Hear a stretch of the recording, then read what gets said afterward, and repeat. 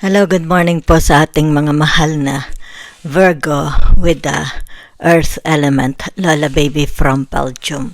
So, bibigyan ko kayo ng timeless reading, okay? Yan. Salamat po ng marami, ha? Okay. Since itong tinatawag na the Sun in Aries to Taurus, okay? From April 1 to May 1. Okay? So, it's about action, diba? It's about a result. Yan. It's about achievements, diba? Yan. It's about winning. Okay?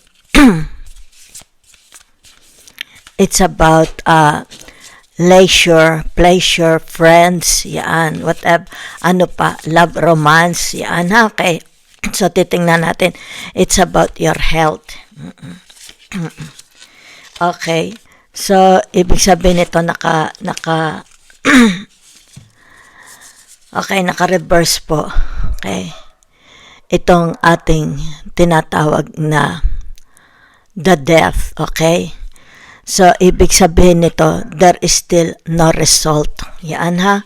There is still no result. Whatever is this, wala pang resulta. Siguro sa inyong mga hinain, sa inyong mga sa inyong mga tanong, diba? Baka may mga hinihintay kayo na kailangan sagutin, diba? It's like wala pa. It's like hindi pa nare-release, wala pang i-release, diba?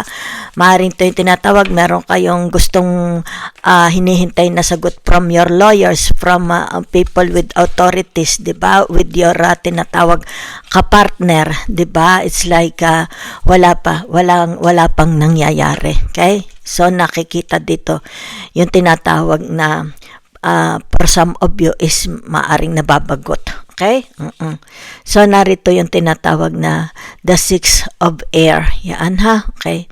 So, ibig sabihin nito ay yung tinatawag na maaring kayo ang sasadya. Okay? Kayo na ang sasadya. Halimbawa sa opisina ng mayor, sa opisina ng abogado, sa opisina, kung saan man yan nakikita dito, kayo ang sasadya. It's like tinatawag from your place to the city. Yan ha, it's like mula sa tahanan mo papunta doon sa tinatawag na kinauukulan. Yan, it's like dito yung tinatawag na hindi nyo pa alam ang result. It's like naiinip na kayo, nagwa-worry na kayo, something like that. So, kayo ang sasadya, okay? So, dito, ibig sabihin itong tinatawag kasi nag-reverse na naman uli itong tinatawag na the Nine of Earth, okay? So, ibig sabihin nito yung tinatawag na mabagal, mabalam, okay? So, ibig sabihin pag sumadya ka doon, wala pa silang may provide sa inyong mga sagot, di ba? Sa inyong mga katanungan. Maring dito hindi pa napoprocess ang papers ninyo, okay?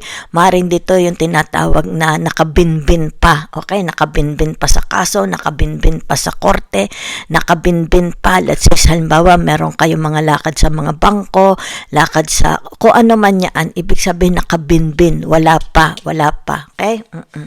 So, tingnan natin your other cards yan, para sa mga mahal na Virgo.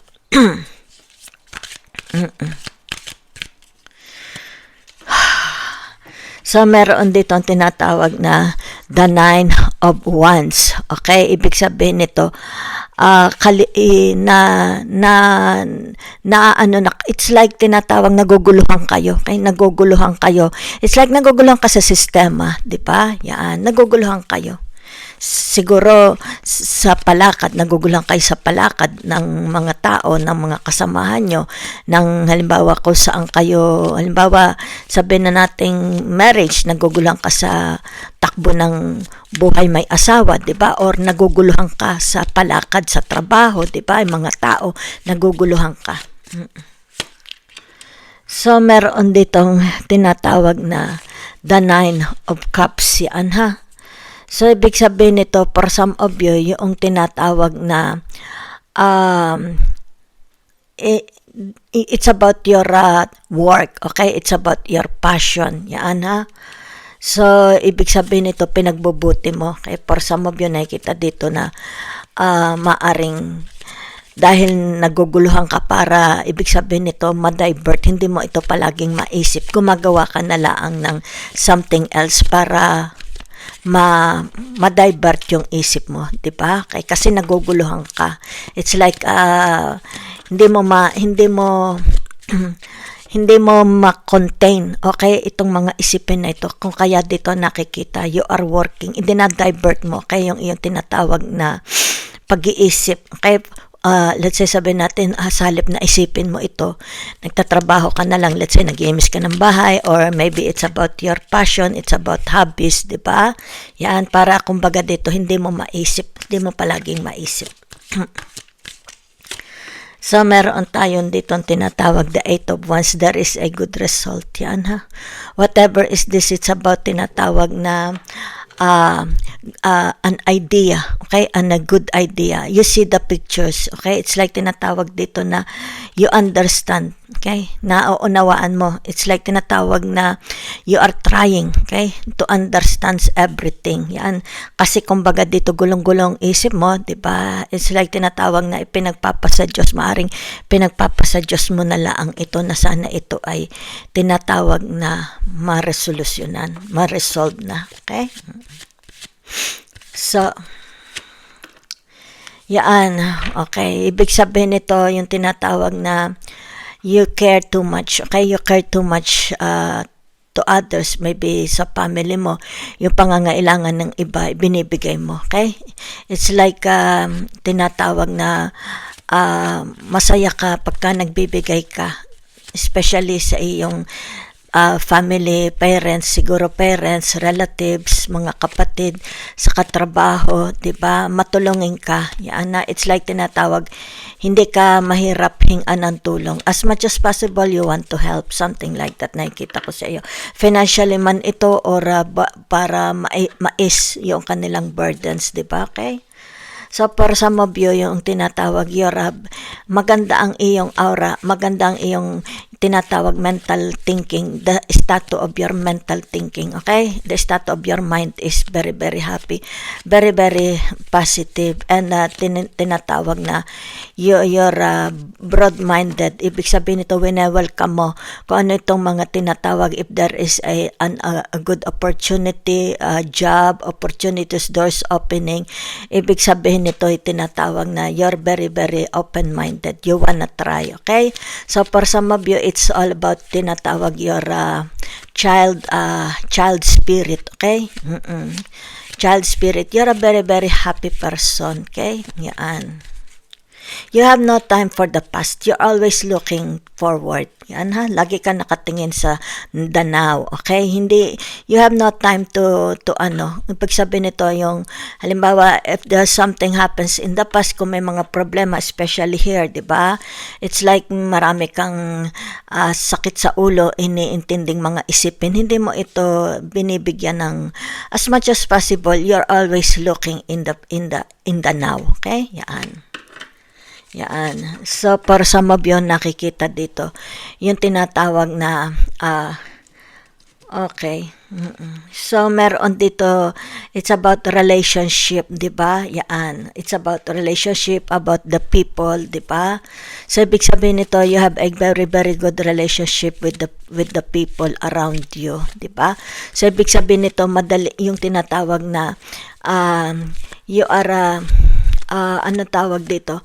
Flexible. Yan, nakikita dito na walang problema ang mga tao sa iyo sa trabaho man nito, love relationship, family, 'di ba? Ibig sabihin nito, yung tinatawag na ano tawag dito? Palagi kang, it's like palagi kang ready to offer your help. Okay? You are ready to offer help to others. Yan, ha? At kumbaga dito, nakikita naman yung tinatawag na ano ang nakikita nila sa iyo, what they think about you. Okay? That you're a very, very good person. You are a very, very happy person. Diba? You're a good daughter or a son to your parents, to your siblings. Diba? So, kung naman ito, it seems very, very healthy. Okay? Mind, body, and soul. Yan, for some of you. Ha? And ito yung tinatawag tinatawag na you are happy. It's like you have success in your career, in love relationship to others. Yan ha. So nakikita dito, it's about your abundance. For some of you, nakikita dito na you are successful sa iyong tinatawag na trabaho. Kung ano man itong trabaho mo, you are taking good care of yourself, of your job, di ba? Of your money. Yan, you're taking good care. Yan ha, okay? So for some of you, ano itong tinatawag na the 10, okay? The 10 of cups, yan. It's about okay. So ang nakita ko dito, okay, yung tinatawag for some of you is acquiring. Yan, no. You have no problems. Nakita ko lang, you have no problems with the love relationship. Yan. It's like everything's lahat abot kamay. Yan. For some of you, maaari ito tinatawag, abot kamay mo na ang tagumpay. Okay? Yan, no? Abot kamay mo na ang tagumpay. Kung ano itong hinihingi mo sa Panginoong Diyos, abot kamay mo na. Okay?